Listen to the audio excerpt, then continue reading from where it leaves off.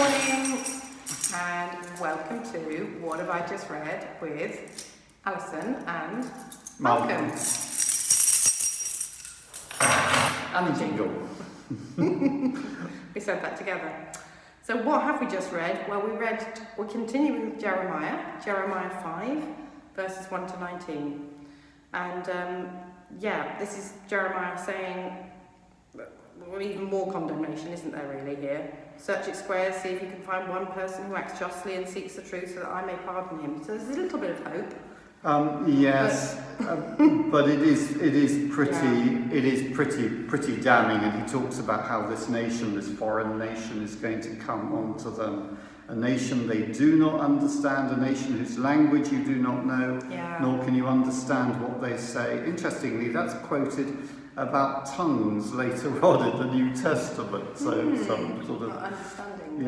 And this army, the Babylon, we know it was the Babylonians, they were coming down and they were going to basically eat up Israel. Yes, that was interesting, wasn't it? That's sort of the literary way there of that, all that repetition. He'll eat your sons and daughters, he'll eat your fields and whatever it was, I can't remember.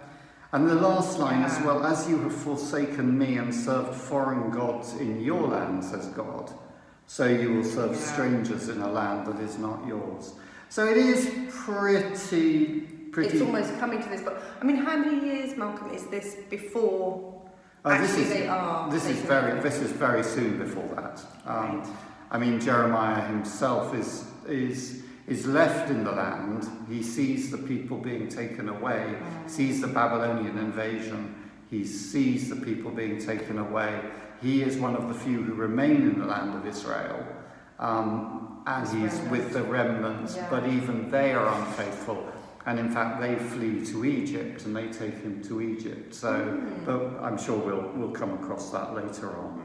I quite like what Jeremiah through God through Jeremiah says about Babylon. It sounds like quite a good nation, doesn't it? In the sense it's an enduring nation, an ancient nation, a nation whose language, it's a it's this great part. And again, another great set of lines that here, they've spoken falsely. He's talking of Judah. They've spoken falsely of the Lord. They've said he will do nothing.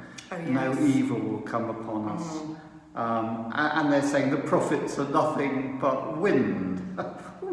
The word is not in them. And yes.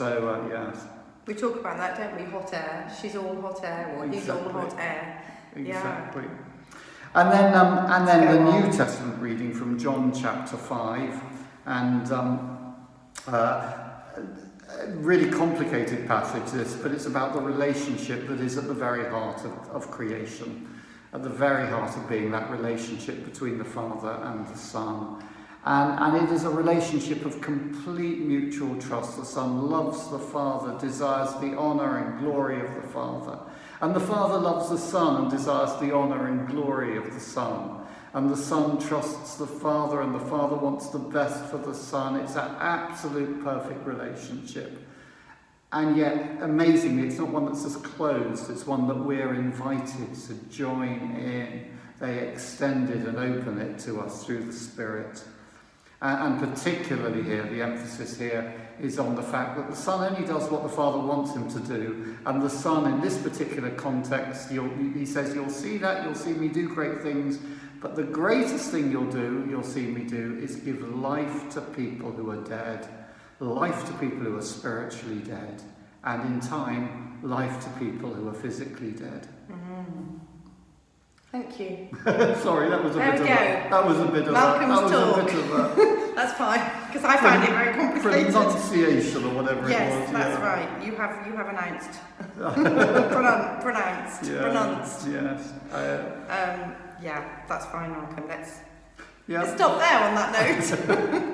Have a lovely day. Have a lovely day, and keep warm. Although it's warming up. Bless you. Bye.